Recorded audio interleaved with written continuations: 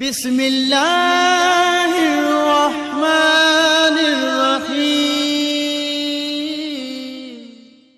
अऊज़ु बिल्लाहि मिनश्शैतानिर्रजीम। बिस्मिल्लाहिर्रहमानिर्रहीम।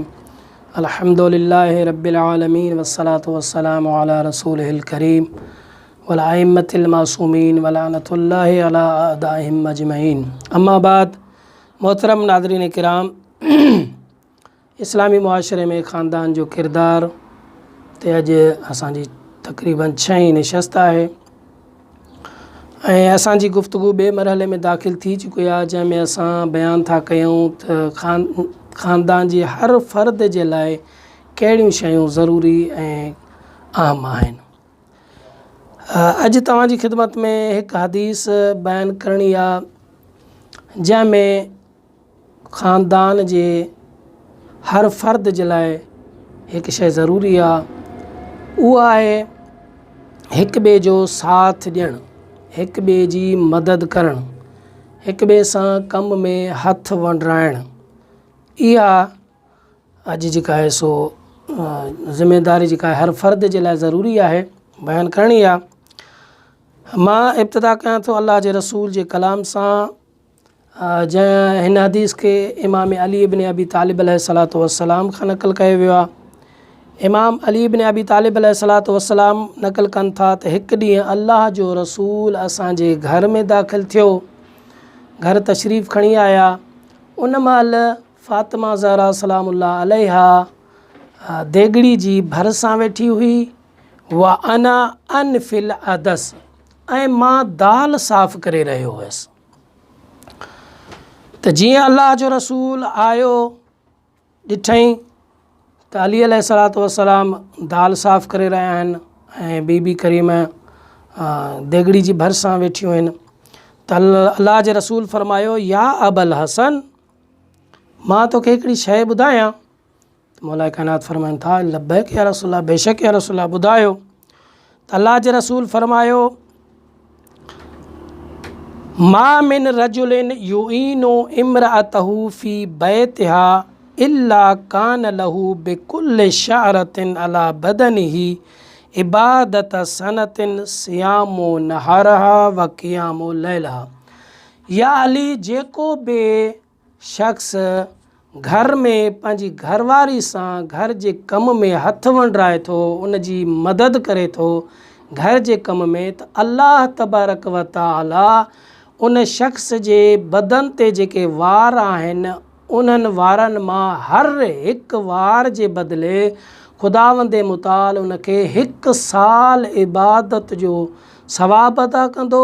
साल बि उहो साल जंहिंमें हुन शख़्स ॾींहं जो रोज़ा रखिया हुजनि ऐं राति जो बि इबादत कई हुजे। ऐं अॻिते हदीस हले थी, अल्लाह जे रसूल फ़रमायो, या अली, जेको बि शख़्स पंहिंजे अहल अयाल जी ख़िदमत करे थो ऐं अहल अयाल जी ख़िदमत करण में आर महसूस नथो करे, तो ख़ुदावंद मुताल उनखे केतिरो सवाब थो अता करे? अल्लाह जो रसूल फ़रमाए थो, आताहुल्लाहु ताला मिन सवाब मिसल मा अताहु साबिरीन दाऊद नबी व याकूब व ईसा अलैहिमुस्सलाम। जेको शख़्स पंहिंजी घरवारी सां पंहिंजे अहल अयाल जी घर में मदद करे थो, हथ वंडराए थो, ख़ुदा जो रसूल फ़रमाए थो त उनखे हज़रत दाऊद, हज़रत याकूब ऐं हज़रत ईसा नबी जे जेतिरो सवाब अता कंदो। ऐं अॻिते अल्लाह जे रसूल फ़रमायो, या अली, मन कान फ़ी ख़िदमतिल अयाल फ़िल बैत वलम यानफ़ कतब अल्लाह ताला इस्महु फ़ी दीवान शुहदा। जेको बि पंहिंजे घरवारी सां घर में हथ वंडराए थो ऐं आर महसूस नथो करे, शर्म महसूस नथो करे, वॾाई महसूस नथो करे, पंहिंजे घर में अयाल जी ख़िदमत करण में वॾाई महसूस नथो करे, त ख़ुदावंद मुताल उन जो नालो शुहदा जी लिस्ट में लिखंदो।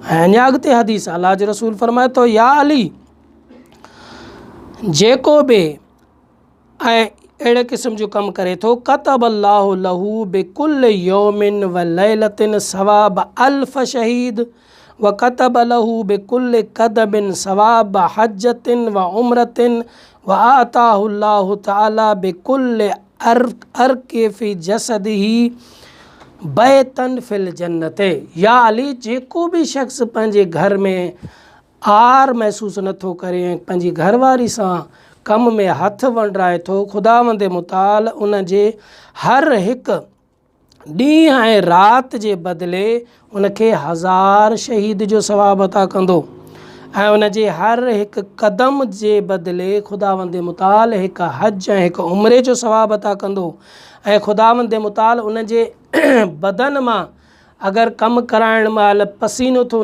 पघर थो निकिरे त ख़ुदावंद मुताल उन पघर मां हर हिकु क़तरे जे बदिले उनखे जन्नत में हिकिड़ो घर अता कंदो।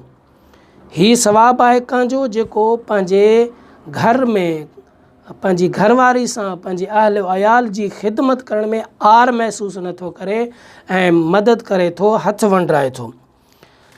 ऐं अॻिते हदीस आहे, अल्लाह जे रसूल फरमायो, या अली साअतुन फ़ी ख़िदमतिल अयाल ख़ैरुम मिन इबादत अल्फ़ सनतिन व अल्फ़ हज्जतिन व अल्फ़ उम्रतिन व खैरु मिन इत्क़ अल्फ़ रक़बतिन व अल्फ़ गज़वतिन व अल्फ़ मरीज़ आदहू व अल्फ़ जुमातिन व अल्फ़ जनाज़तिन व अल्फ़ जाइन यशबअहुम व अल्फ़ आरिन यक्सूहुम व अल्फ़ फ़रसिन युवज्जिहुल्लाह फ़ी सबीलिल्लाह। या अली जेको भी शख्स पंहिंजे घर में ख़िदमत करे थो, पंहिंजी घरवारी सां कम में हथ वंडराए थो, हिकु सात जे बदिले, हिकु कलाक जे बदिले हिते माना सात जी वठूं या मिंट जी माना वठूं, ॿिन्ही सूरतुनि में या अली हिकु मिंट या हिकु कलाक जे बदिले ख़ुदावंद मुताल उनखे 1000 साल इबादत जो सवाब अता करे थो ऐं 1000 हज जो सवाब अता करे थो, 1000 उम्रे जो सवाब अता करे थो।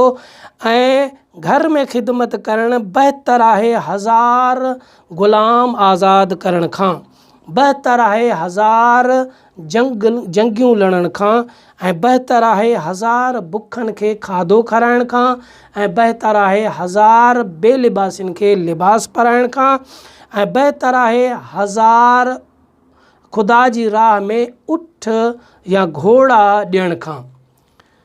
इहो सवाब आहे घर में जेको ख़िदमत करे थो।